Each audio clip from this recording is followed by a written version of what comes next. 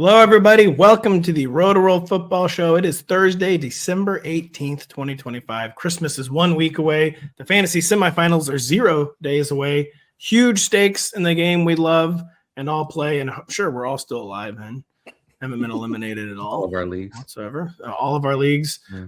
Let's see here. I was scrolled down in our show sheet. We're going to break down every game. That includes the Chargers at the Cowboys. We're going to ask, is George Pickens quiet quitting? Can Ladd McConkey be trusted? Steelers at the Lions. Can Aaron Rodgers possibly match points on Ford Field's fast track? Enormous game. Packers at the Bears Saturday. A lot of injury question marks in this one. Who's in? Who's out? I'm going to break down every game, every fantasy relevant player. That does not include, much to his chagrin, his dismay, his utter shock, Zach Wilson, who the Dolphins, first off, the Tua benching, that was a pretty rare, like anyone who watched that game was like, this guy cannot play another game. Right. And almost never do they not play another game. The Dolphins like, we heard you. We listened. We know we messed up. We're going to try to make things right. We are benching Tua Tagovailoa, and we're doing it for Quinn Ewers, not Zach Wilson. Quinn Ewers, who is not even good. But do you guys agree with Zach Wilson, him being miffed, Denny, that he was not given the nod instead of Quinn Ewers? Yeah, so Zach Wilson, for those who aren't familiar, I just looked up the quotes. Zach Wilson told reporters that he is, quote, frustrated and, quote, maybe a little confused as well about not getting the start against the Bengals. He said, quote, of course, I would love to play. I can't control that. My job is to go out and do the best I can, keep preparing, getting better. Jeez. Come on, man. It's performative. Like he did. I want to hear the audience. Getting I'm better. sure he did not believe himself when he was saying this. Getting better. Getting better. You know how many times he had to put on his binoculars to read his own script for this? He's like, I am disappointed and cannot believe I'm not playing in week. What week are we on? 16. Like, come on. I guess that this probably indicates that someone in the Dolphins organization, when he signed with them, was like, look, like you will get a shot at this if Tua fails this year. That's actually a good read on the situation. Excuse me, stretch that when Tua fails. Yeah, well, we all knew it was coming.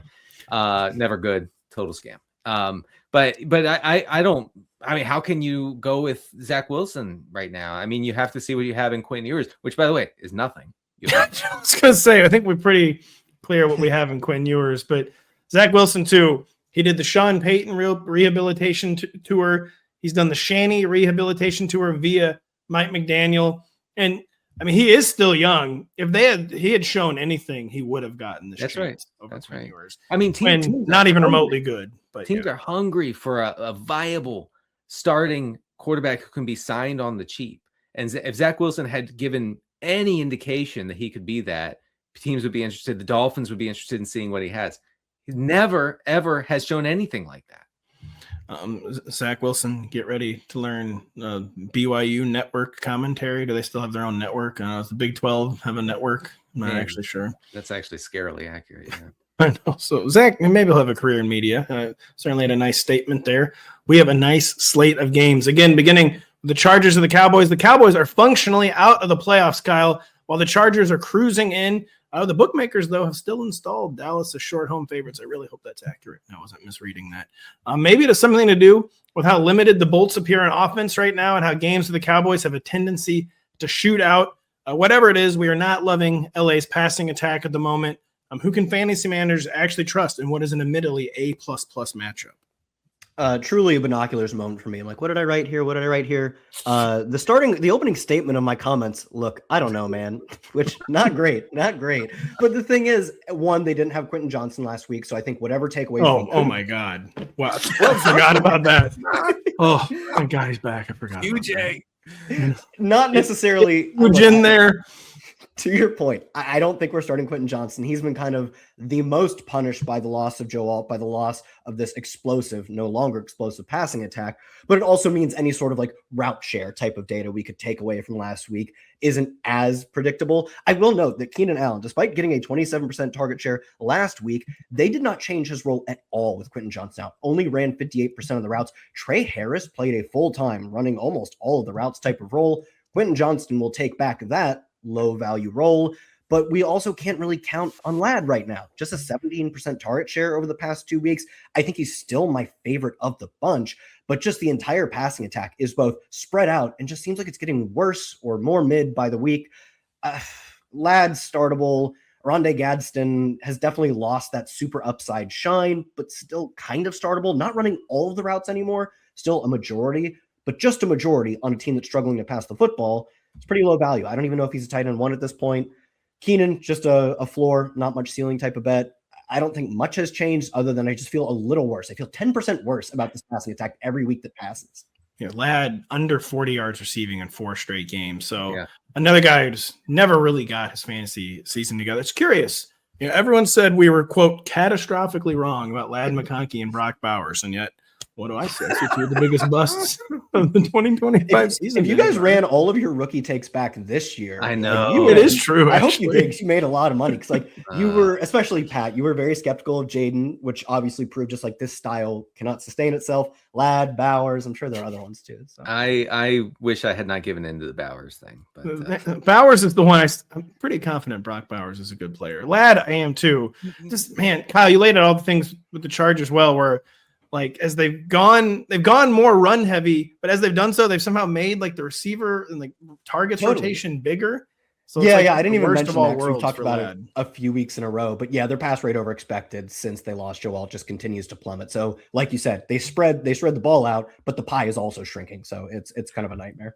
I'm torn on the Chargers offensive situation here because obviously it's the Cowboys, bad defense. They basically gave up last week against the Vikings, after the opening kickoff, seemingly. Anyway, but you have the Chargers going ultra giga run heavy against one of the most extreme pass funnels in the league since week 10. Only the Jags have seen a higher neutral pass rate against them than the Cowboys. So I think that could balance itself out, and some of these guys might be useful, but it's a thin play, I think, overall. Of note, I don't know if anyone's seen this as of today, but Quinnen Williams was in concussion protocol, I believe, as well. Okay. It's been one of the reasons the Cowboys went from the worst defense in the NFL almost by far to, a little below average, but that's fine. It's still a massive improvement. Quinnen was a big help. So we're debating whether or not we even want to play Ladd McConkey and company. Denny, we know we have to, quote unquote, play George Pickens. He's kind of the ultimate player. You need to lose with him in your lineup instead of losing with him on your bench. But all of a sudden, it just seems like the Pickens I can't say this at all, has returned what he did in Pittsburgh. But it's kind of he tries half the time, quiet quitting as they've been eliminated from the playoffs. What do we make of his recent stat lines? How nervous are we about, again, a player we have to play? You genuinely have to play George Pickens, but how nervous are you about it? Yeah, don't get cute. You got to get Pickens in your lineup. Saying that, over the past 2 games, he, in many regards, is the wide receiver 3 for Dallas, behind CeeDee Lamb and Ryan Flournoy. Yeah, but come on. I'm sorry. I surely it does not matter what the spreadsheet says. He's not the wide receiver. I know he's not. 18% air yard share, 16% target share. He's been targeted on only 15% of his routes over that stretch. That's horrific. But you got to play him. The Chargers are a really bad matchup for receivers anyway. I wanted to mention that. But also both of these teams, the Chargers and the Cowboys, are top 5 in offensive snaps per game. So we could get a shootout. We could get good fantasy stuff just based on pure volume here. But that's the hope. Just to seem the Cowboys vibes are so bad, and the Chargers are taking the air out of the ball. This does have the potential to be the depressing fantasy game of the week. It could be. We'll see what happens. And Kyle, so the aforementioned run-heavy Chargers, Kamani Vidal is dominating snaps, but Amarian Hampton, relatively speaking, is dominating touches. That's amounting to basically a 50-50 workload timeshare with Kamani Vidal. But when Amarian Hampton's on the field, he's getting the ball far more often than Kamani Vidal. How do we feel about Amarian, a guy fantasy managers all year wanted to get him into lineups, have been getting him to the lineup? How do we feel about him in this positive matchup? Yeah, let me check my notes here. I had something about on the field gets the ball, but Kamani Vidal gets more snaps, but it ends up being standstill because of touches.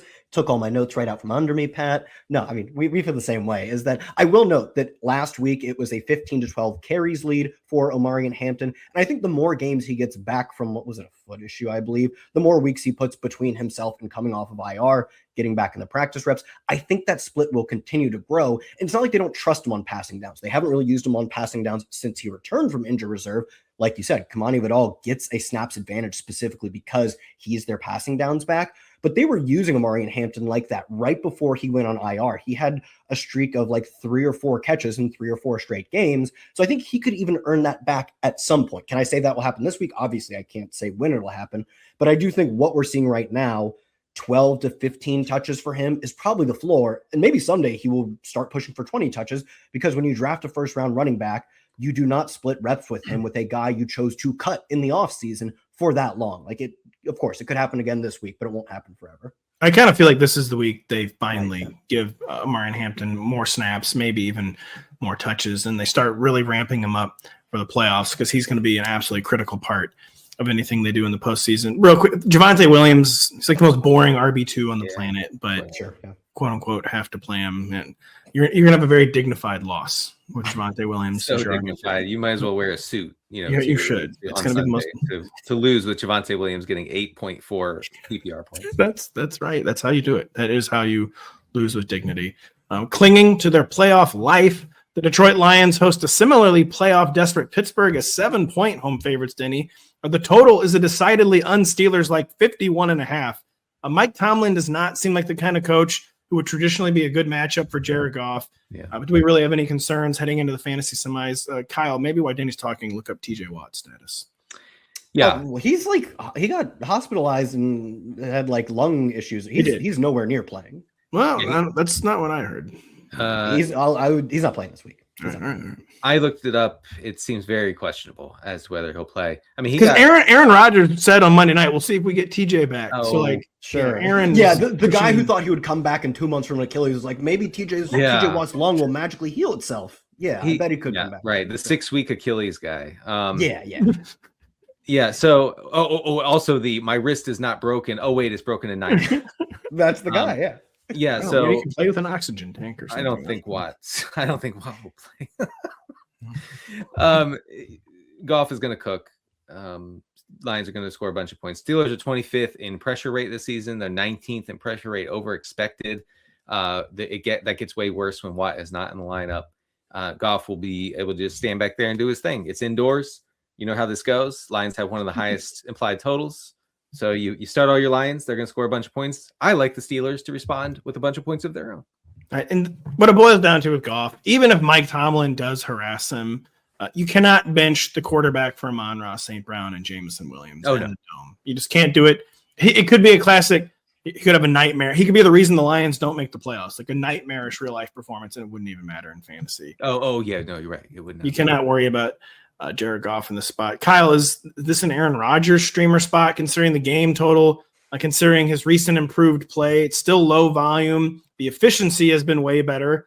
And how high is too high for DK Metcalf? Kind of a silly question. DK Metcalf is in lineups for sure here, but give us the lay of the land for the Steelers passing game. Yeah, a 22.5-point team total is pretty good. It's not elite, but it's pretty good. And it's one that will be weighted towards passing specifically because they have a high team total relatively, but are on the road, like you said, on the fast track. So if they're getting there, it's more likely than not to be through the air, even if we know in general they'd love to run the football, just not a spot where you get to do that. Lions are giving up the 6th most fantasy points to opposing quarterbacks. They're not a horrific defense, but like we've talked about, they just play fun games and have a below average defense. So that really papers over the fact that, sure, they're not as bad as like a Commanders defense or something, but their games are just fun and their defense still isn't good. So yeah, I think he's a very lively QB2, more of a super flex play. If you're in the fantasy semifinals, I'd not love to trot out Aaron Rodgers, but you might not have other choices. DK Metcalf, I said very lively was a bit strong, but I said lively QB2. I believe I did. Yeah, you did. Yeah. DK Metcalf, I set the line at what would be too high. Wide receiver 18. He spiked usage and spiked fantasy points big time 2 weeks ago, but he dropped to like an 11% target share last week. He still got home in terms of scoring a touchdown, but he looked much like that mid-season DK Metcalf we had seen where he wasn't really establishing himself as a true alpha. Of course, the truth is somewhere in the middle. He's not a absolute targets dominator like he was 2 weeks ago. He's also not going to be as uninvolved as his target share was last week. To your point, you're still playing him. He's his team's wide receiver 1 in a really good spot. You got to play him. I would still rank him probably in the low 20s, though. 22. I'm in the wide receiver 15, but it kind of just boils down to the fact the ranking, one of those situations, the exact rank doesn't matter. Like a player you were maybe starting to consider benching 2 weeks ago has put any of that talk to bed, especially for this kind of matchup. Denny, you talked about this a lot on Tuesday. I'll just quickly refresh our listeners, though, on your take of Jaylen Warren versus Kenneth Gainwell. Am I crazy to have Kenneth Gainwell ranked ahead of Jaylen Warren? In PPR formats, I think Gainwell needs to be ahead of Warren, especially here with the Steelers likely to face negative game script against Detroit. Gainwell last week, 13 rushes to 12 for Jaylen Warren. Gainwell was way more efficient. Gainwell led in routes 15 to 14. He's now 6th in running back targets, receptions, and receiving yards. I mean, if you think the Steelers are going to have to chase points here, and I think that's a good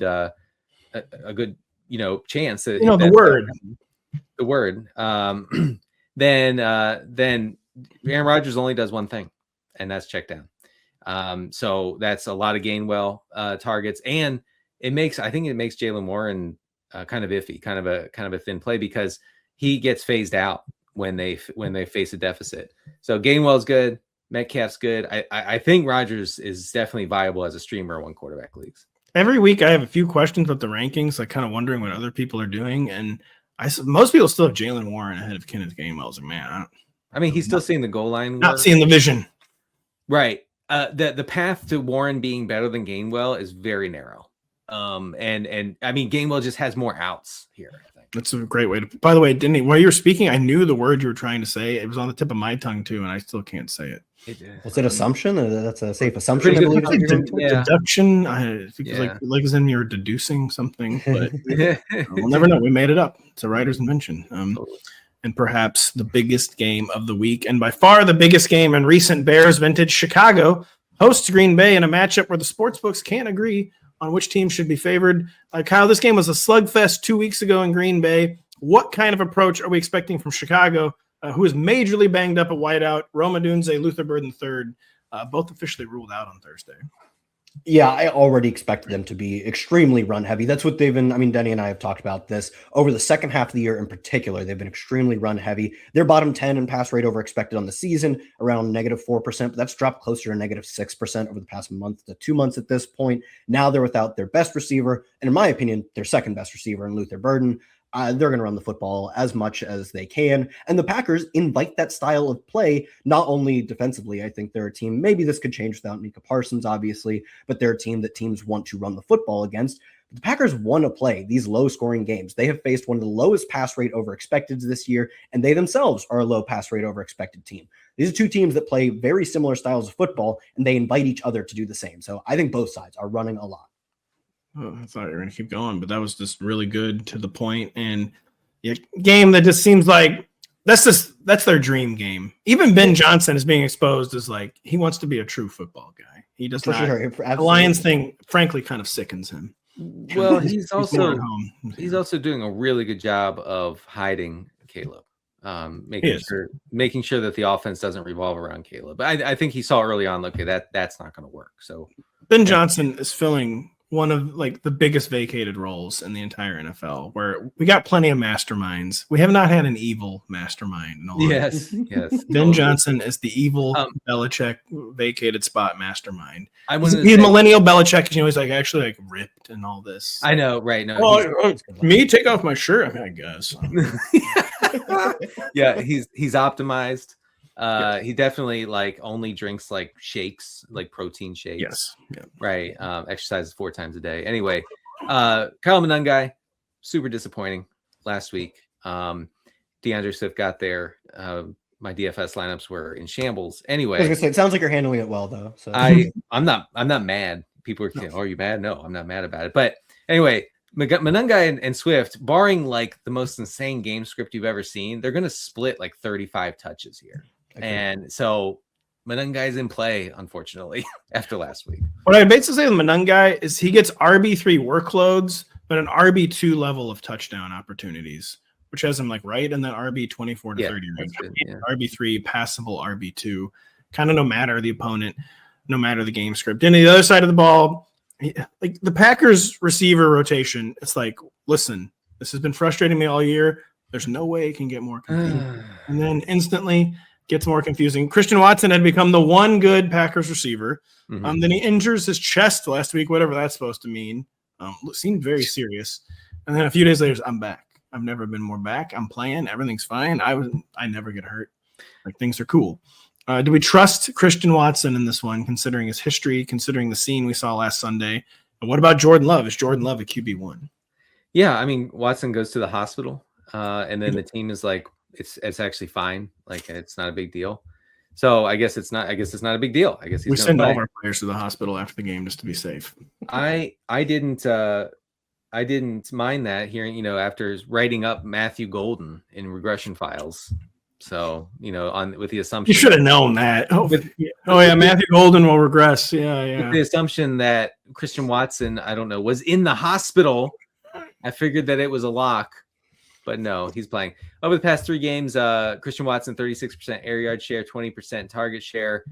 He has 14 first read targets over those 3 games. That leads the team comfortably over that stretch.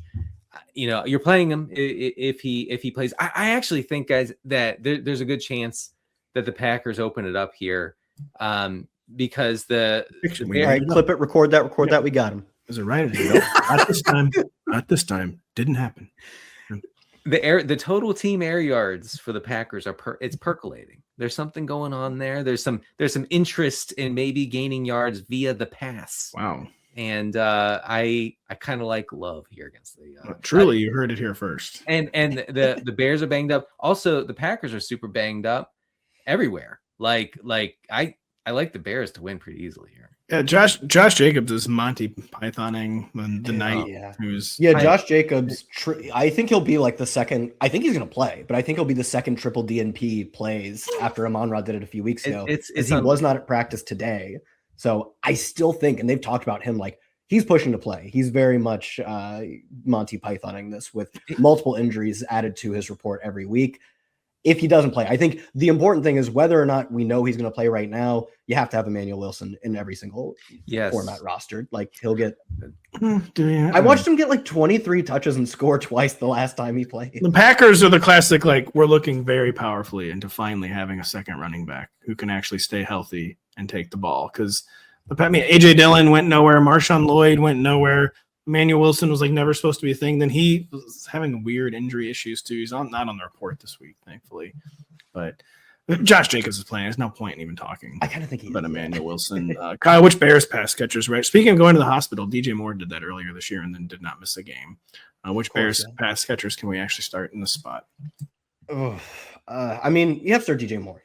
I think almost any team's wide receiver 1 should be started with a very few exceptions. And as much as like Denny and I have kind of bagged on Caleb Williams as being relatively low accuracy, this Bears passing attack is solid enough. They're not terrible. It's not like we're looking at a Titans team where, like, I don't care who the number 1 receiver is.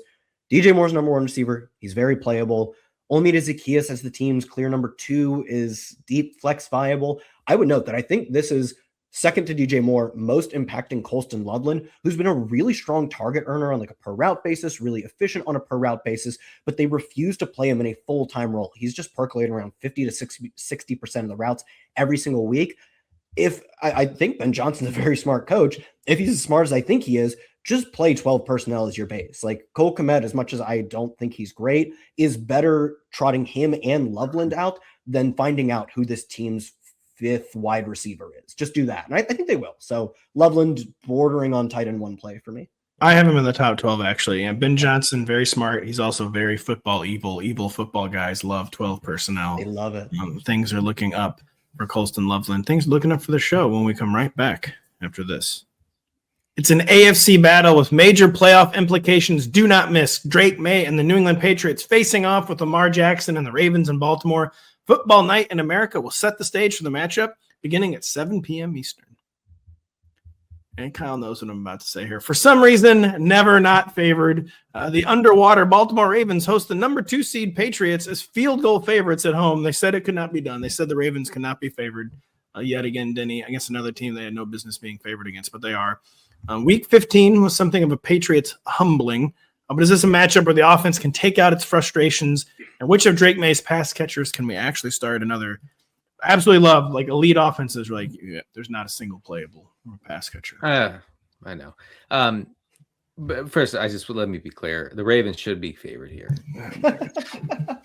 The Patriots, totally fake. Just completely frustrated. No. Yeah. Listen, that was the real Patriots that went up 21-0.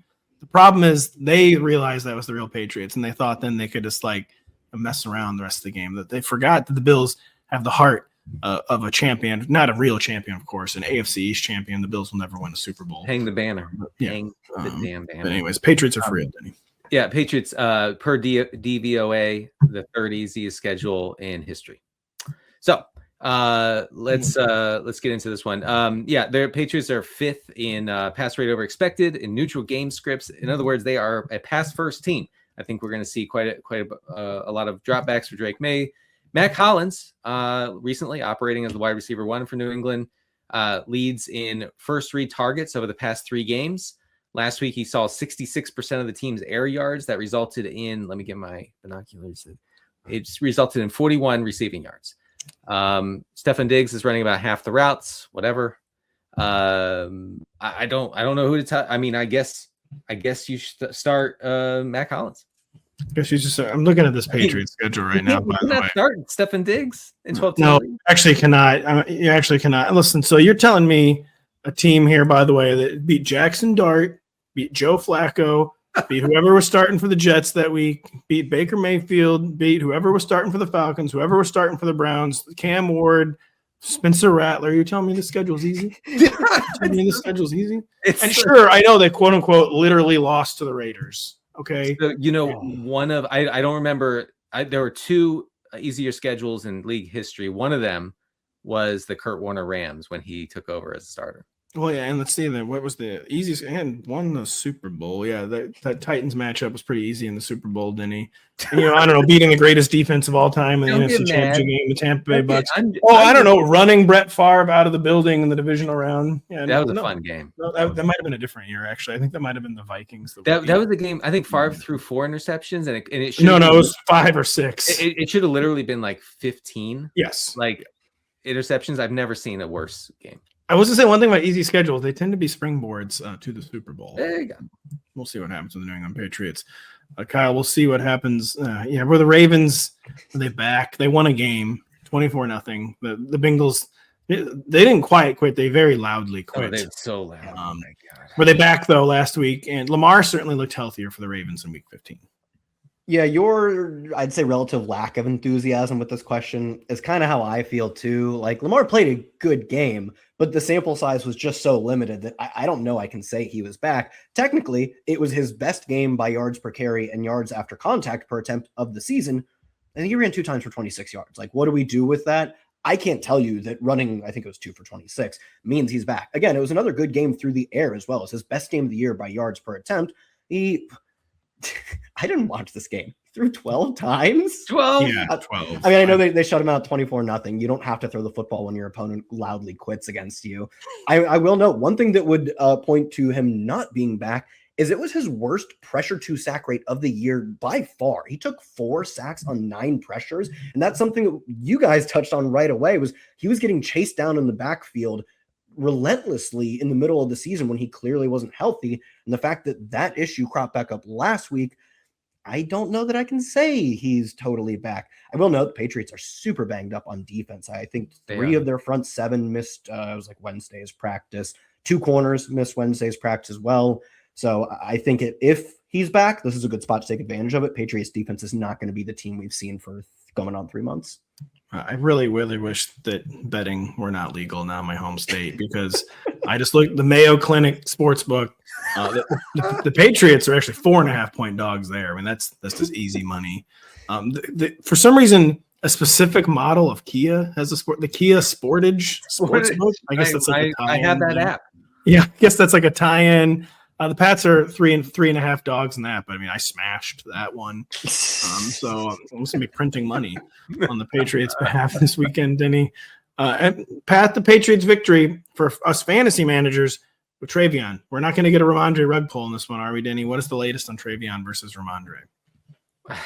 Yeah, I mean, the rug pull is coming because Travion only got there on like two of the greatest runs you'll ever see. Like, it's not literally why they drafted him, of course. You take away the big plays, he's got nothing. I mean, the usage stinks. Although Henderson did lead 14-6 as far as carries go last week. He dominated the carries, and he's super explosive on carries. Other than that, if you take away the carries lead and the carries are awesome, no good. Bad fantasy play. All right. Ravens allow the third most running back targets per game. So he has that going for him, which is nice. And the fourth most running back receiving yards per game. So, it is, if Henderson can do his thing, I think that could be good for him through the air. Stevenson's still running more routes than Henderson, but Henderson's being targeted on 33% of those routes, of his routes, I should say. So you're starting him, but like very high variance. High variance, but we've gotten enough upside outcomes where he's a classic player. You have to just take the bad with the good. And you do, but man, they love Steve. You have no choice but to play him, Travion Henderson. You really do not. I have no choice but to move on to the next game. Both these teams moving on to next season. With their postseason hopes officially dashed, the Bengals and Dolphins are squaring off in Miami with the healthy Bengals line in favor of them. It's 4.5 points, something like that, Denny. Or Kyle, excuse me. Surprisingly robust game total, 47.5. Perhaps that has something to do with the Dolphins finally ripping off the Tua Band-Aid, except for when they benched Tua, the total went down. So it is not with that. Quinn Ewers is the quarterback, as we mentioned earlier. Is there any reason for optimism here, or can things actually get worse for Jaylen Waddle and company? Again, twice this year, I did not think things get worse. The names were Max Brosmer and Kenny Pickett. They then got markedly worse. Pat, you are reading off of my notes. I had, not only did I have things can always get worse, I had a lot of Y's and S's in that to make the emphasis. I'm reading from my notes. JJ McCarthy was in Jamarcus Russell territory by EPA per play, and then Max Brosmer said, "Hold my beer." Geno Smith was just shy of dead last in EPA per play. Kenny Pickett handed him a whole case of beer. 30 pack. That's pretty good. He handed him the whole rack. I'm glad you said that. I'm glad you read it, even though Pat stole your stuff. I know. We always think like this is the bottom, and there's another level. There's a basement below the basement. And the weird thing here is that Quinn Ewers was, to me, he was drafted to be Tua's understudy in that he was comped a lot to Tua coming out of college, and they were derogatory comps. I think we can just look back and say that I literally did not know that he was comped to Tua. Because the Texas offense when he was there was a lot of like dink and dunk. Let's get guys like I believe Jatavion Sanders was on that team. Obviously, Jaden Blue was on that team. They had a ton of good running backs they threw to a lot. It was get guys open in space and let them do the damage, which he did at an okay level, but that's not something you want to be like a player's calling card heading into the NFL. It did make him stylistically a really good backup fit for Tua. I don't know that you want a stylistic backup fit for Tua, but that's what he is. I think that's what his comp coming out of college was. I think that's what he's going to be in the NFL, but he was a day 3 rookie coming into this situation where people's ceiling comp for him was Tua, who has imploded this year. I do think things can and probably will get worse. I don't think they get bad enough that you bench Jaylen Waddle and Devon Achane. I will note, I kind of do think they get bad enough that Darren Waller's 2 touchdown performance, we can write that off. Like, I don't think the high leverage, red zone, throwing to the big guy at the back, precise type of stuff, I don't think we're going to get those opportunities or those completed throws from Quinn Ewers to Waller. So that's my one caveat. I do think you bench him. If I could push back on the Waller thing, and my original thought was can't play Waller. But how many times, just anecdotally, and we love anecdotes, how many times have you seen a rookie quarterback come in and just relentlessly target the tight end 5 yards at a time? He's a big receiver, though. He doesn't play tight end. He plays big receiver. Well, he plays the slot, right? He's playing primarily. Are we saying they target the tight end, or are they targeting a slot receiver? Because I wouldn't even. He does not play. Yeah. Hold on. Yeah. First off, they are facing literally the worst tight end defense of all time. And this is, for some reason, that's a distinction the Bengals thought they needed to earn this year. We're going to be the worst to ever do it. That's what we want. Several thoughts, by the way. The beers that you held for Kenny Pickett was a 30-pack of Busch Light Tall Boys. They actually make those in the Midwest. 30-pack of Busch Light Tall Boy. I think 24 ounce. That'd be a really heavy 30-pack. 24-ounce Busch Light Tall Boy. My truck can handle it. Yeah, your truck can handle it. And Quentin Ewers, man, against this defense, Tua had gotten Waddle down to 2 to 3 weekly catches. I would seriously be stunned if he could not get the ball to Jaylen Waddle at least 4 to 5 times. Maybe on designed looks on the opening 2 series. Like, I really do not think it could possibly get worse for Jaylen Waddle. Roll the tape next week where it's instantly gotten worse. But Tua, that was over. We tried that way. No more. We're moving on to Quinn Ewers. Denny, Joe Burrow might be moving on from Cincinnati if he had his druthers. He is tilted out of his absolute mind, but he's going to play. He said he's going to play, which is good news since he's healthy and has no reason not to play. Right. Will he carve up the Dolphins with T. Higgins possibly, hopefully back in the saddle?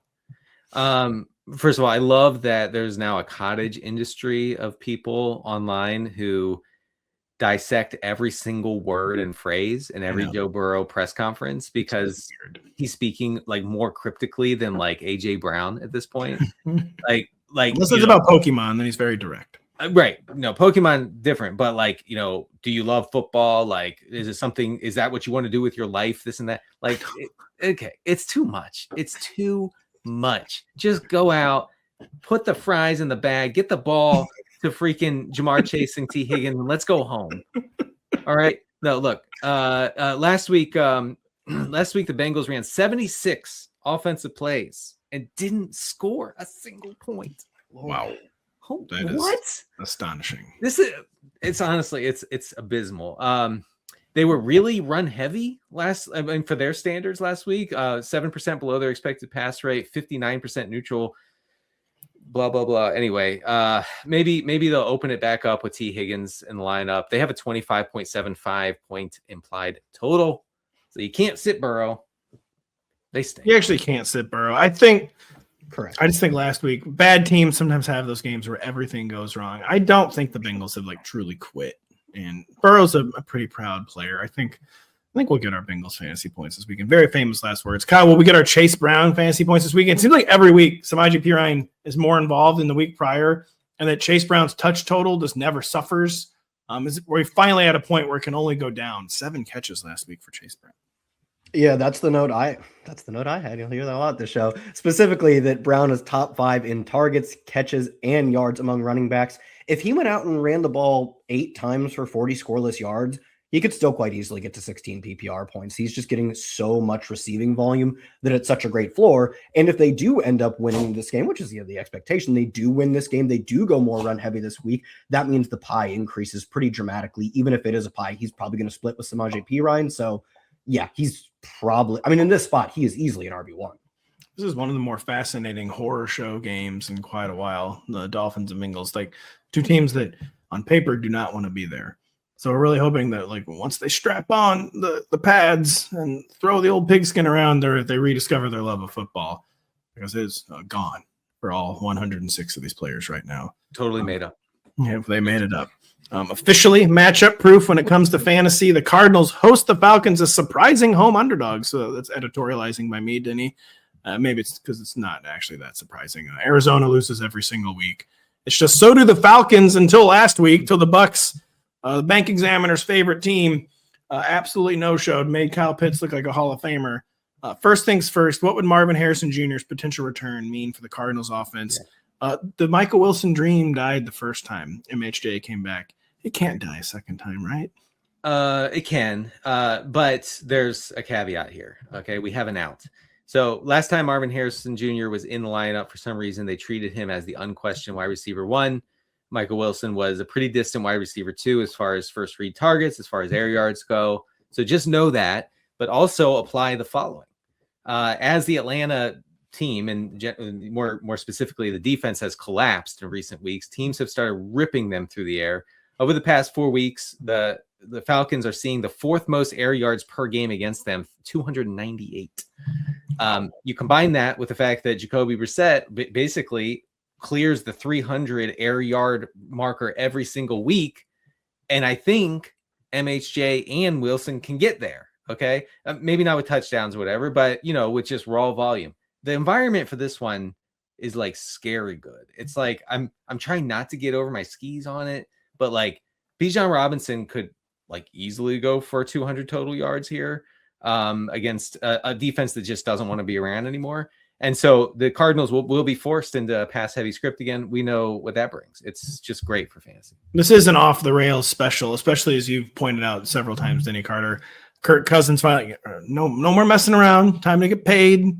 Like, he's got people yelling at him like, why don't you get a job? Like, all right, chill out. All right, I'm going to go get paid. Don't worry about it. I always bring the bacon home at the end of the day. Kirk's getting himself paid. He's getting Kyle Pitts paid. He's getting David Sills the 9th paid. Everybody's getting paid.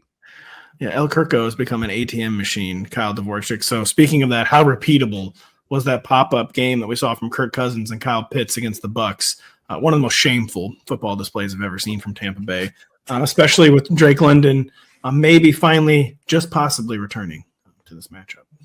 Yeah, looks like he's back this week. And for Kyle Pitts, I feel like we've got a bit of like the Michael Wilson, Marvin Harrison Jr. dynamic where you see what Kyle Pitts did last week. The highest PPR scoring performance by a tight end since Shannon Sharp in the I believe it was Shannon Sharp, yes. 80s, if I remember correctly. No. He was not that old, Kyle.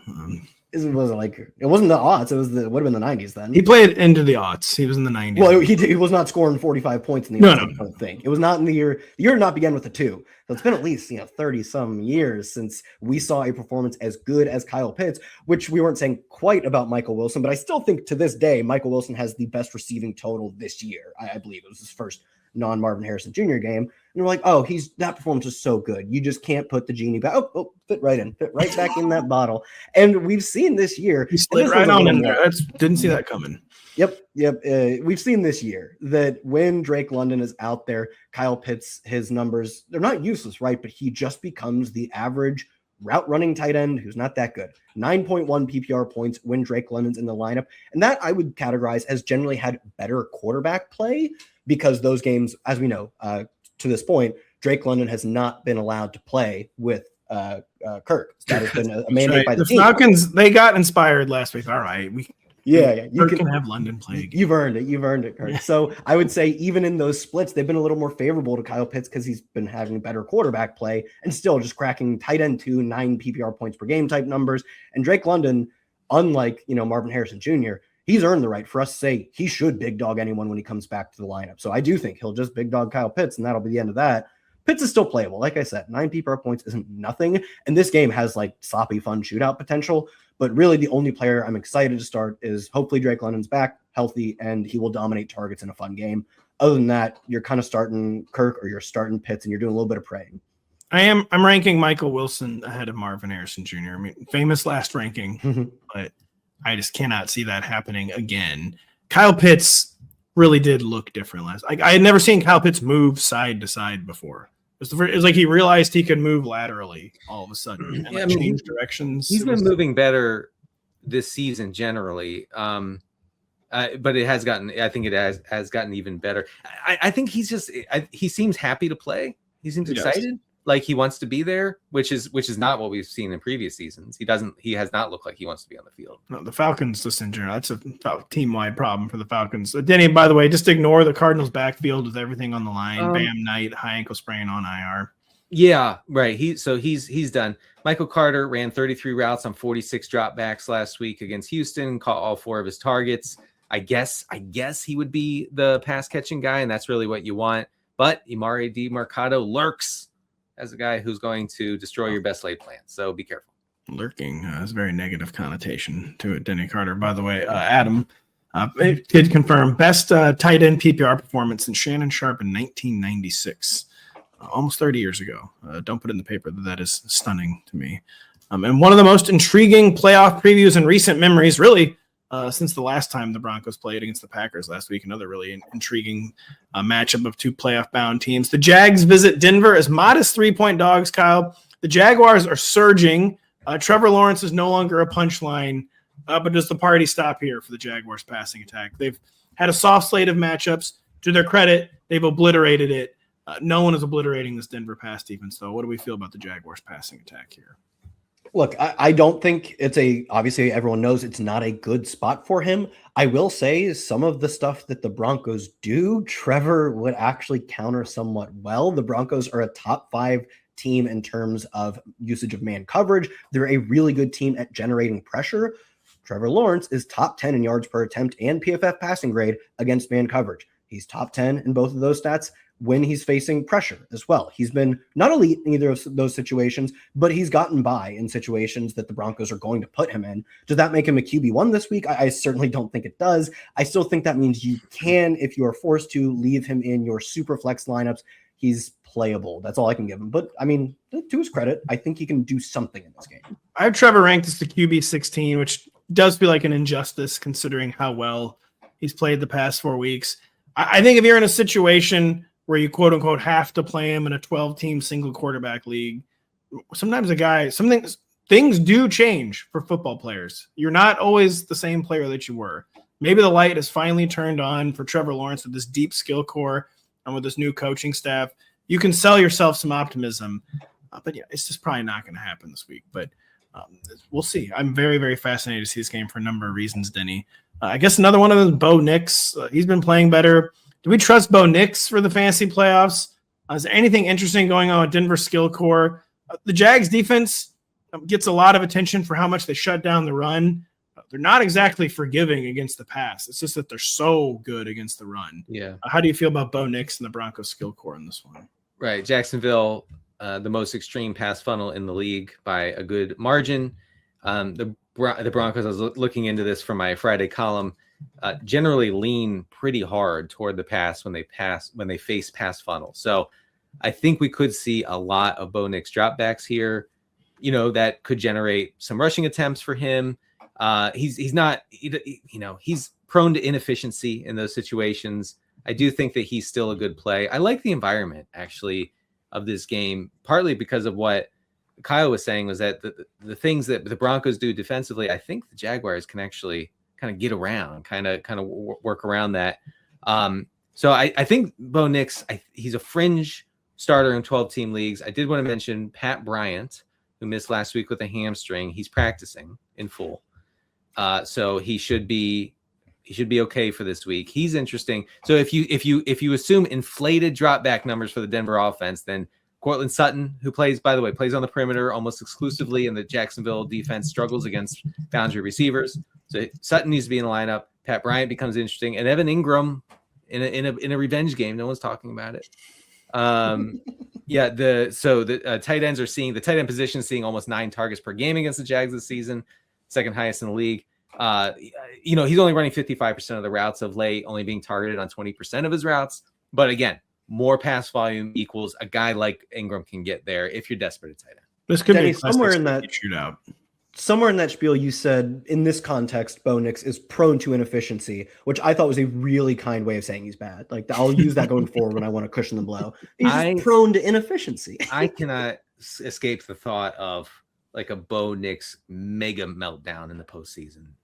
I kind of doubt Sean Payton allows that to happen. I don't know. I've been thinking recently, I hate to admit how good Sean Payton is because he does frustrating things. He does some really old fashioned things. He's so conservative. He's so conservative, but he's just so good. He's good. He's very good. Kyle, how bad of a matchup is this for RJ Harvey? By the way, I mentioned the Jags basically league leading run defense. Yeah, they've allowed the 4th fewest fantasy points to opposing running backs that are really strong defense by EPA per play against the run. But the usage is so strong for Harvey. The team total is good for the Broncos, who are at home in this game. Obviously, they're favored as well. I don't think you can really shy away from the usage. We saw just under half the routes last week, it's fine. Honestly, he's getting 2.5 downs for RJ Harvey. And the week before that, he got 60% of the routes. So even if they do end up losing this game, where it's just a tight game, there's some cushion of a passing game role. He doesn't have all the routes. But in terms of the carries too, he gets an elite number of carries. He's almost completely taken over the backfield. So to me, yeah, bad matchup. But do you bench a really impressive rookie who's getting all the work in said bad matchup? I don't. I don't see any really reason for his backups to be like more involved and eating into his pie. So maybe he'll be less efficient. Speaking of efficiency problems, the workload too good to bench RJ Harvey. The Phillip Rivers comeback review gave the Seahawks all it could handle in Week 15. Denny, I had more to do with sheer gumption though than physical skill. Our guy looked very, very old, very immobile. Yeah. Had the looks of an experiment that could get ugly quickly. Are we trusting any Colts pass catchers against the San Francisco 49ers? Not really. Tyler Warren, I guess, is like a fringe option in 14-team leagues. A fringe option in 12-team leagues, I would say. I don't know. I mean, I'd rather start. I don't know. Ingram? No, absolutely not. No. Okay, we're not doing that. You're not still even in a league if you have Evan Ingram on your roster anyway. Your season. Yeah, that's true. Yeah. I'd rather start Waller. Yeah, I mean, that's fine. Okay. Not All right. particularly close. All right. We're in agreement then. All right. So 5.2 air yards per attempt last week for Phillip Rivers. Honestly, I'm shocked it was that high. Me too. I thought he'd be dead last, and he was only like fourth to last. Right. I did want to say this. I double checked this. Amir Abdullah, 5 targets. I know. Okay. Really cool. Oh, well, we got a little cheat code. Blah, blah. He ran 6 routes, guys. What? He ran 6 routes. So you can't rely on that. Like that's not a profile you can bank on. Jonathan Taylor is startable. I honestly think that you desperately need to not play Pierce, Pittman, and Downs here. Yeah, Pittman and Warren, if you absolutely have to flex or second flex, they're going to at least get targets. They're probably not going to go anywhere. They're going to at least get targets. My main theory of Phillip Rivers, hopefully he knocks some scar tissue loose. Yeah. That's really banking on the scar tissue theory. You are hammering the scar tissue. Kyle, Brock Purdy is coming off his best start of the year. What's the lay of the land here? Supposedly a good matchup. Will it be a good game environment, though? We just went through why the Colts might not really be all that competitive. Yeah, I mean, the Colts, I don't want to say their credit, to Brock Purdy's credit as a fantasy asset, have faced a positive pass rate over expected this week. And I was so sure the Seahawks were just going to park the bus. They were going to run the ball every single play. And they actually had a neutral, I think, slightly positive pass rate over expected as well. I mean, with the way Rivers is playing, you don't need to score many points. We saw that last week. You don't need to score many points to beat this team. But the Colts have been targeted through the air, and Brock Purdy's been elite in terms of the spreadsheets, which our fantasy games are scored on spreadsheets. You won't believe it, but they all are. He's third in EPA per play this year. He's second in completion percent over expected. He's doing the spreadsheet cooking. He'll probably continue to cook this week. Denny, anything on the 49ers pass catcher rotation? Ricky Pearsall injured yet again. Does not appear he's going to play. I mean, the domination, the Shanahan domination of the spreadsheet is unreal. Yeah, Pearsall hasn't practiced. They were acting like he's going to play. He's not going to play. Over the past 3 games, Kittle and Jennings are tied with 10 first read targets. Pearsall has 9 over that stretch. So if Pearsall's out, Jennings becomes a smash, I think. Surely, by the way, Brandon Ayuk is not on the reserve left squad list, by the way. Is he going to come back and help us with it? And he's on the left squad list. The left squad list? Yep, left the squad. And again, posting the most inscrutable Instagram videos you've ever seen in your entire life. Really rather something. Check it out if you've not already seen it. And a heads-up duel for the NFC South. The Bucs and Panthers square off in part 1 of a planned 2-part battle with the Bucs functioning as 3-point favorites on the road, Kyle. On the road. Neither of these teams seem to really want to win it. The Bucs, though, are in much better position still than the Panthers. What did we see from their offense and Mike Evans' return, and are Chris Godwin and Emeka Egbuka still playable? Yeah, we'll see about all that Bucs talk when you come in to Bank of America Stadium, Bofa, and see if you can knock off my Panthers. In terms of the Bucs, I mean, they're probably going to do it. Good receiver core. Mike Evans was last week just the engine of the passing attack, all downfield stuff too, like total air yards, but also real yards merchant. 36% target share with 50% of the air yards. Baker was just bombing it to him every single play. I mean, they clearly had a downfield passing game in mind because Emeka Egbuka with like a 14 ADOT also had a very respectable 25% target share. Of note, he was the odd man out when they moved out of 11 personnel, only ran 63% of the routes. But I'm not sure what you do with Chris Godwin, even though he is going to be one of the team's players who is out there for 12 personnel when they take Emeka off, because he's averaging at just a dismal 1.18 yards per route run. Emeka and Evans are both doing solid this year. Nothing great, but both above 1.8. So I'm not sure that Godwin's really playable, even though he is going to be a full-time player. And it's going to be frustrating for Emeka when you need one final catch from him and you're like, and he's not on the field. So still playable. Evans clearly the number one. To me, Emeka, even on fewer routes than Godwin, is clearly the number two. Godwin, vaguely playable number three. I have Ibuka still somewhat comfortably ahead of Godwin. By somewhat comfortably, I mean 5 to 6 spots. And yeah, surely there's no way the Bucs can suffer a third straight horrifying divisional loss. Denny, do we care about this Panthers at this point? Panthers offense, at this point. Not much volume in the passing game. Hasn't even been enough for Tetero McMillan of late. He's really banged up. Latest on Dowdle versus Chuber, things of that nature. Panthers since week 10 are averaging 170 air yards, total team air yards per game. That's the lowest in the league. There's just not a lot to go around for these guys. Also, something weird is happening in the receiver situation here for Carolina. Over the past 2 games, Jalen Coker is operating as what I would call the unquestioned wide receiver one. With 42% of the team's air yards and 21% of the targets, Coker has a team-leading 7 first-read targets over those 2 games, while Tetero McMillan has 2. T-Mac must be really banged up, more banged up than they're letting on. McMillan's been targeted on 12% of his routes over the past 2 games. That's a huge drop from what we saw in, first 13 weeks of the season. He's being treated like a role player, basically. Like, we'll get him the shots on third down, hopefully in the red zone. But like a guy that, is too banged up to be the alpha right now. Kind of crawling to the end of the season, kind of. I do want to say only the Jets, Cardinals, and Raiders have allowed a higher dropback success rate than the Bucs since week 11. The Bucs have just been really awful against the pass. As for the backfield, Rico Dowdle had 16 carries to only 8 carries for Chuber last week against the Saints. They split the routes and the targets. You kind of know what you're getting. Like, I'd rather play Dowdle, but just barely. Kyle, I was going to ask you about the Bucs backfield, but I mean, we know the deal here. I mean, Bucky is painting a bank examiner masterpiece, but he's still doing it as a player who needs to be started. It's not really as an RB1. He's losing a disturbing amount of goal line carries to That's Sean Tucker season. Yeah, I had that note that over the past 3 weeks, Sean Tucker has gotten all of the team's goal line carries, and Rachaad White is still taking routes away as well. But if you tell me, I think Bucky Irving is really good, and he's still getting the majority of the carries. He's missing out on the most important ones, but he's still getting the vast majority of the carries. You still have to start him, albeit I agree. I think he's outside the top 12 this week. The Bailey building and loan, which is across the street from my house, is closing after they told all their customers to go all in on Bucky Irving this year.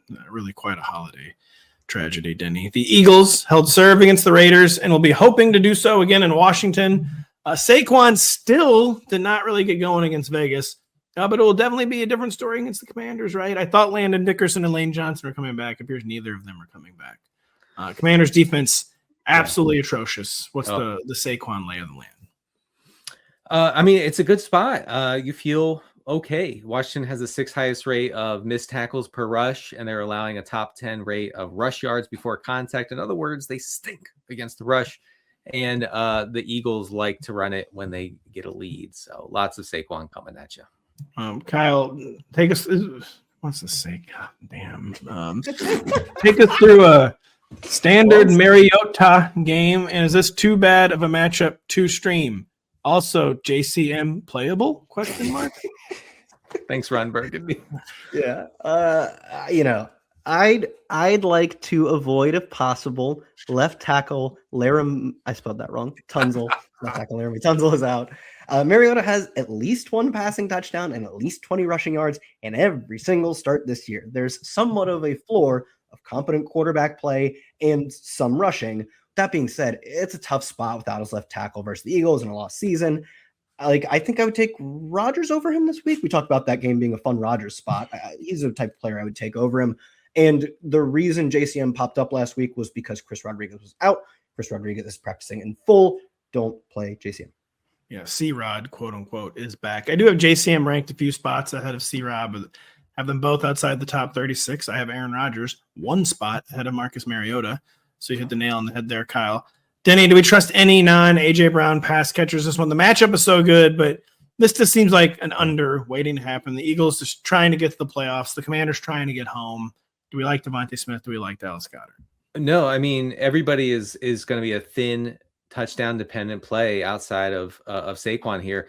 Jalen Hurts is averaging 23 pass attempts and Eagles wins this season. So it's like, oh, well, this guy got a 30% target share. Who cares? It's 23 pass attempts. Eagles last week. Okay, so last week I think is a good example of what we could see again this week. Eagles are heavy favorites. I mean, the Commanders are just abysmal, as you said. Eagles last week had 128 total team air yards against the Raiders. So you need a touchdown. You need a touchdown to get there. And like, I guess you gotta play these guys, but like AJ Brown, man, I mean, at most, I'm saying he's seeing 5 targets here. I know. You laid it out. You really do. You have to play them because you get really quickly into well, I'm not going to play Olamide and Zacchaeus over him. Like, maybe I'll play John Mechie over Devontae Smith, and they hear a knock at your door. Like, the bank is here. We are taking your home. So, yeah, do not do that. And a suddenly intriguing matchup of young quarterbacks, 9, takes his talent to the big city, New York, except for actually New Jersey, for a showdown with Jackson Dart, Kyle. J.J. McCarthy's plus week 14 start was a bit of a smoke and mirrors effort against a bad team. But week 15 was a flat-out good performance against another bad defense in Dallas.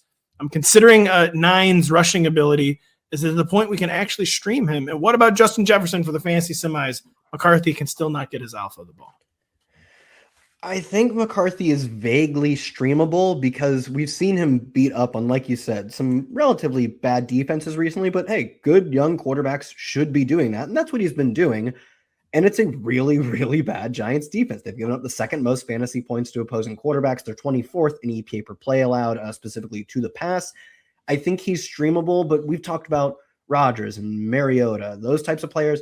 I think the risk with McCarthy is still too high to the point where I'm taking those 2 specifically, but probably other guys we've talked about over him. And look, I thought we talk about this a lot where, like, as a backup quarterback, you have one job. I guess technically he's the starter. He's played like a less than a backup this year. Just get the ball to your number 1. And he's trying. Since Carson Wentz went down, which does include one Max Brosmer start, Justin Jefferson has a 30% target share and 37% of the air yards. The usage is monstrous. The fantasy points, 7.7 PPR points per game since Carson Wentz's last start. They're trying to get him the ball, and it is just not working.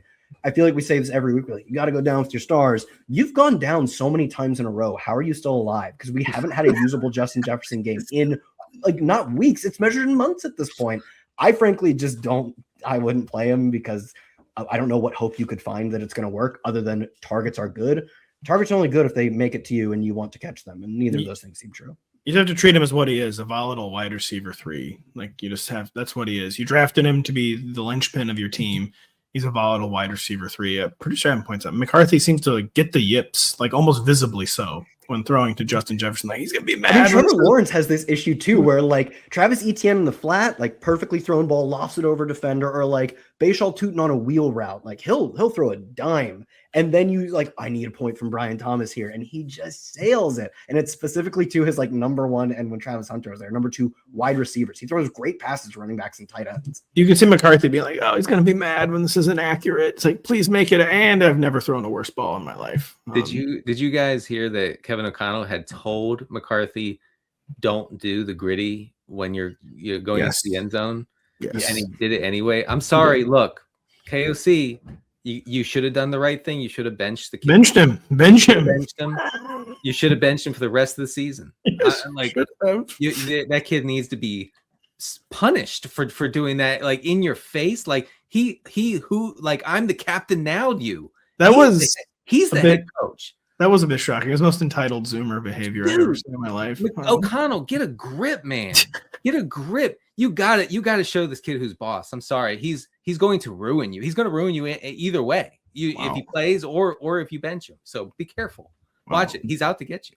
I wish we're running out of time. I wish I could take this thread very far because I have a lot of thoughts on this. But yeah, he captained him. He's the captain now. Yeah. 9.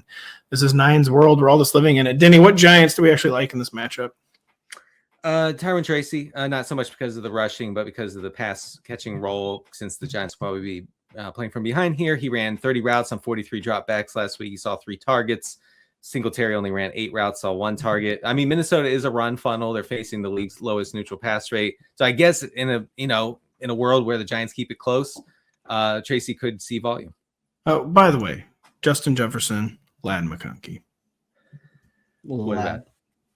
I have Ladd one spot higher. Denny, did you say a name? No, he said, what about him? He didn't even know what you were referring to. I think he just kind of made a gurgling noise. Would you rather start Justin Jefferson or Ladd McConkey? McConkey. What about him? I was like, are we just naming receivers? Devontae. We're just naming guys we know. Amon-Ra St. Brown. Justin Jefferson or Emeka Egbuka? Emeka. Jefferson. I have Jefferson. Justin Jefferson, final one. Adonai Mitchell. Mitchell. Mitchell. Wow. We'll get to AD Mitchell in just a minute. Fresh off a statement win over the Patriots, the Bills now have to grind one out in Cleveland. Denny, is there a third Bill we can actually play after Josh Allen and James Cook? There's really not. Look, I tried to cook up a scenario. I can't. Khalil Shakir got up to 78% of the routes last week, which is really high for a Bills receiver. He had 5 targets. The Bills have a 51% neutral pass rate since week 10, one of the lowest in the league. They've averaged 174 team air yards since week 10. That's the 4th lowest in the league. Also, I want to say the Browns' rush defense has shown cracks of late. They were best in the league in several rushing metrics through week 13. And since then, they've started to come apart. I think that invites the Bills to go, giga ultra run heavy here. The Browns are honestly not getting enough credit for the degree to which they're collapsing. There's a lot of higher key collapses from supposedly better teams. The Browns are in full on collapse. Kevin Stefanski might be coaching elsewhere next season. That's partly because the Shedeur Anon has got Stefanski down. They are not cutting our guy any slack, giving him any credit. Kyle, what is the state of the Shedeur Nation? How concerned are we for Harold Fannin Jr. and Quinshon Judkins in this matchup? Yeah, I mean, there's no way to sugarcoat it. Shedeur is dead last in the NFL in EPA per play. It's by a relatively wide margin. It's because his coach is sabotaging him. But yeah. If you actually, I have been working on a coach sabotage over expected model that he'll probably perform better in. But until I get that running, he's also dead last in completion percent over expected. He's also dead last in PFF passing grade.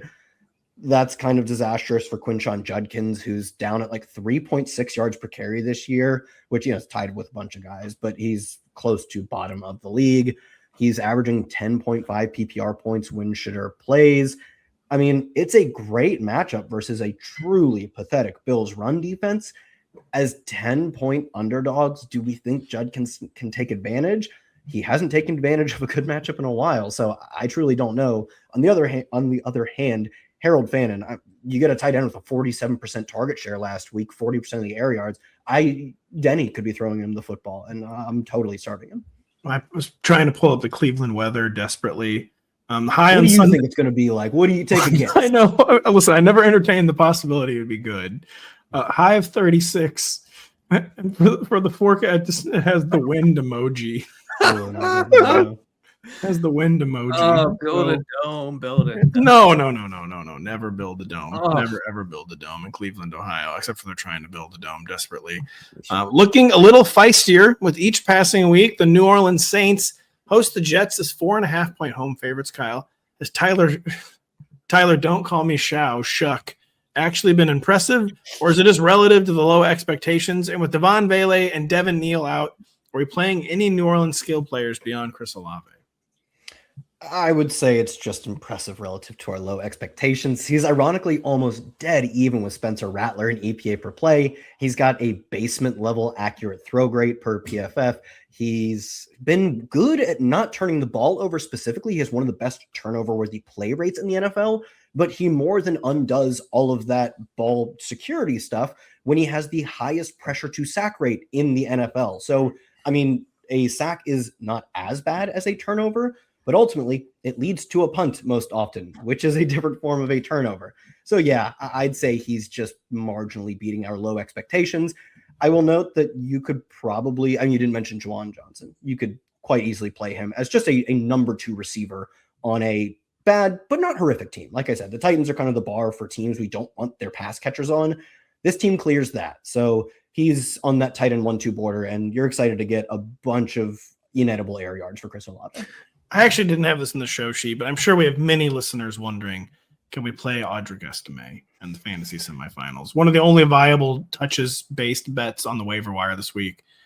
Denny, I see you nodding. Can we play Audric Estime in this game?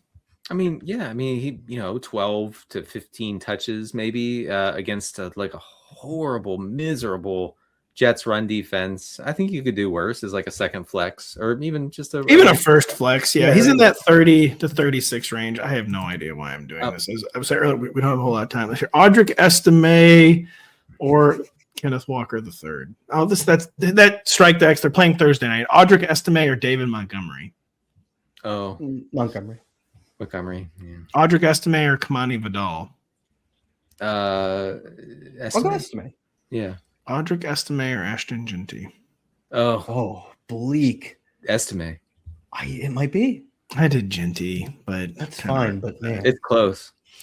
Denny, what is the state of the Jets nation under "quote unquote" my guy Brady Cook? Who again, I really liked him as a kid. Did not like him as a quarterback at Mizzou, but I thought he looked. Talk about low expectations. Relative to low expectations, I thought Brady Cook looked a lot better than expected last week. He was fine.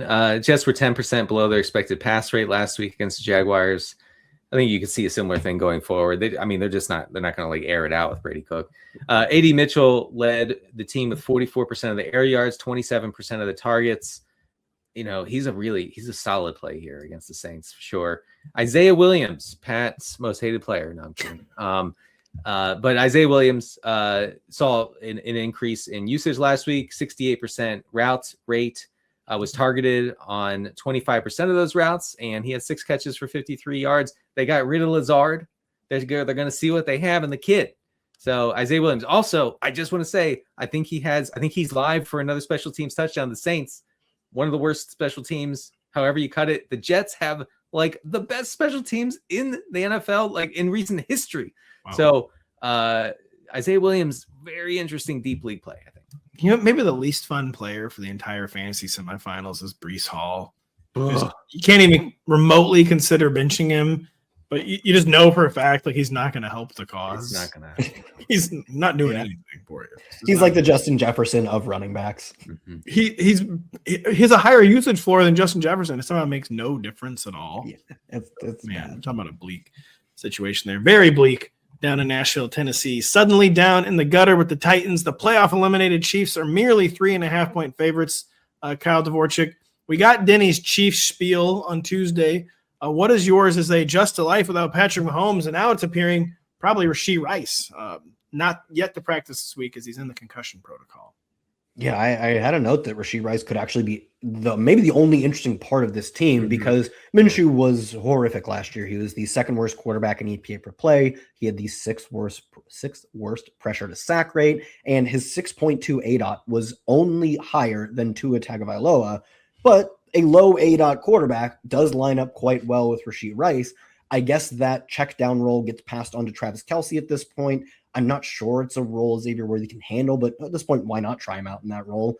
But the fact that we don't know that Worthy will soak up some of those Rashee Rice type of targets, and we know the quarterback play is going to be in general very bad.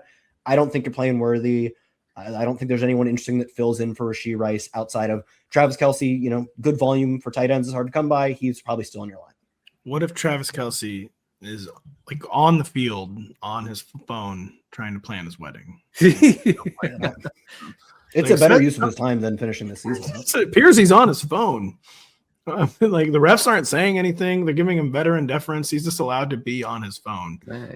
I don't think there's nothing in the rules that says you can't do that. That's right. Yeah, that's very interesting. Yeah, he's looking at seat covers. That's interesting. That's one of the things they don't. One of the silent killers of planning a wedding is seat covers. All right, seat covers. You heard it here first. No one else is into this bit at all. Denny, is Cam Ward actually playing better, or is he actually playing better? Is it having any effect in fantasy? Cameron Ward, the past No. It's really, really horrible. Like Gunnar Helm is just insanely efficient lately, but still not running enough routes to be reliable. But I mean, the whole Chimere DK thing, that scam's over. I learned that the hard way. Io Maynard over. Wow. I did. So DFS, you went down to Titans ship. That's interesting. How about as a run back against Purdy, Kittle, and Jennings? Huh? I'm just not sure what the flaw in the plan was. I can't see it. I've gotten Pat's binoculars out. Kyle, gotta be honest, when you're saying it did sound pretty unimpeachable. Wait a second. I needed a run back. No, you didn't. No, you didn't. No. You got to make the lineup like you're right. And you're right. The 49ers destroy the Titans. I mean, they honestly didn't destroy them, but that would have been the most probable you're right outcome. Dang it. You did it without Mr. Okonkwo. Very interesting. That would have been the run back. No, I'm over him. So. Are you over Tony Pollard? Because he's the only Titan really producing the past 2 weeks. Yeah, I mean Pollard, he's dominating the rushing attempts. That's all you got to know. I do think you can play him here. It's not going to be fun. I mean, he's going to need a touchdown probably, but you can play him. I have no idea what to expect from the Chiefs. You want to talk about a team that has to be shell shocked. Yeah, right. Defense had not been playing as well lately. Really nothing had been going well even before the Mahomes injury. This is a keep it locked to Rotoworld special. You gotta watch for the inactives for Kansas City on Sunday. Do not assume anybody's playing, including on defense. I know you're not playing defensive guys unless you're an IDP weirdo, but I mean, if they bench Chris Jones and this guy and that guy, then your Titans get a little more interesting. It's a little early for that. I don't think we'll see that in week 6. Okay. The Chiefs defense matters in redraft fantasy. I mean, it does. Right. That's another thing. Yeah. Right. Also, I have Pacheco ranked ahead of Kareem Hunt. Is that too? So the season's over. They don't need to pretend the Kareem Hunt's grinding out important yards anymore. Right, I kind of think we're going to actually see Pacheco get one last chance. Maybe Brashard Smith get one real chance. I mean, why would you give Kareem Hunt? 14th place teams that would love to see some Brashard Smith. They're getting ready. Who's stopping this consolation? You had in the consolation bracket, you had the upset of the century last week. Now you're in the 11th place game. You can play Brashard Smith in this one. No one's stopping you. No one's stopping this team. No one. Absolutely no one. Playing genuinely shameful football. The Raiders are 2 touchdown underdogs in Houston, Kyle. Can we actually play Brock Bowers? Can we actually play Ashton Genty? Bowers can. Don't know if I would. 6 catches last week. Very nice. That's 6 PPR points in tight end premium. That's 9 points. For 28 yards. Shameful format of fantasy tight end premium. Yeah, give me a shameful.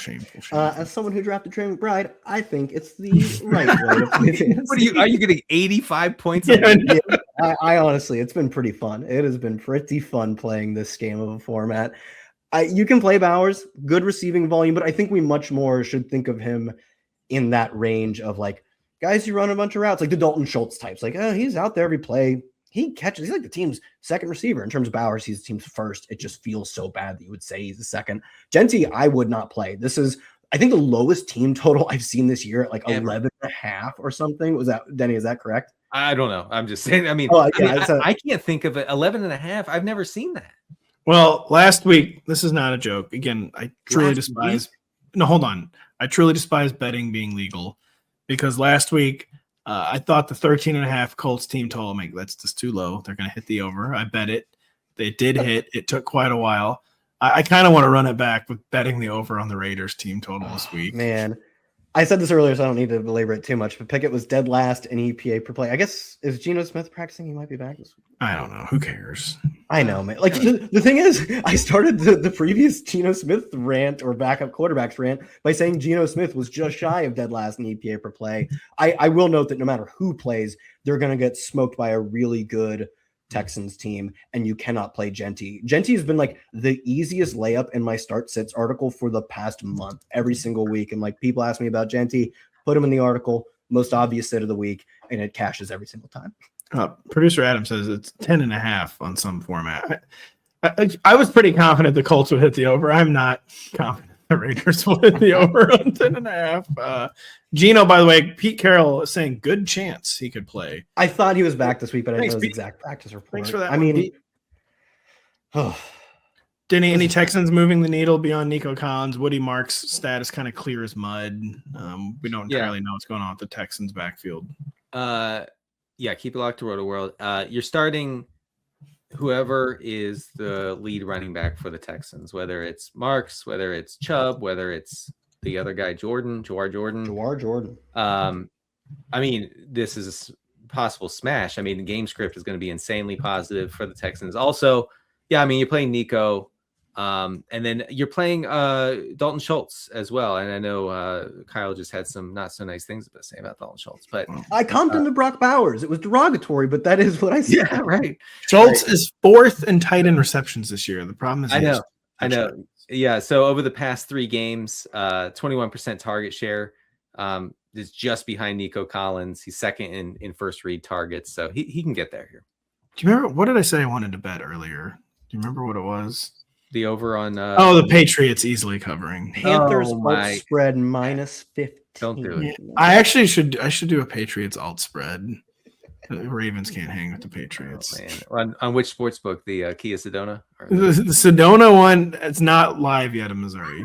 Sedona Sportsbook. The Sportage thing, I thought since they're both Kia that they'd be working together. They're not. The state regulations are so weird with that thing, though. It depends on if it's an SUV or a mid-sized sedan, a coupe. There's just so many different hoops to jump through. For some reason, like tourism boards get real aggressive. For some reason, the state of Kentucky is operating a sports book in Missouri, and I don't know why, but they've got some real good, looks like some good lines on the Patriots. So is that something you say, good lines? The state of Kentucky one. I need to download that app. We still have some good lines. We do. We absolutely love good lines. We love good fantasy analysis and game breakdowns. Denny Carter, Kyle Dvorchak, they broke down every game for you. We're all doing it on the website. I broke down the games too. I shouldn't leave myself out of that. Denny's regression files are live. Funnel report going live Friday. Kyle's stardom sit-em will be out. His 10 stats coming out of week 15, heading into week 16. My rankings are live and being updated. Website full of goodness. We have a little bit different schedule next week. I'll tell you about it on Sunday night because that's not different. We'll be talking to Sunday evening as we break down the entire afternoon slate. So for Denny and Kyle and Pat, we really appreciate you listening. We'll talk to you again real soon. Hey, it's Matthew Berry from NBCSports.com and Rotoworld.com. And I want to thank you so much for watching whatever it is you just watched. Or if nothing else, being too lazy to click out of the autoplay after this video started, after whatever it is you actually wanted to watch finished. But now that you're here, I'd like to take a moment here to ask you respectfully now, okay? I'm asking you respectfully to subscribe to the NFL on NBC YouTube channel. You'll get the latest Rotoworld fantasy news headlines, all sorts of great shows, including my own Fantasy Football Happy Hour. So go subscribe now. Again, I'm asking respectfully.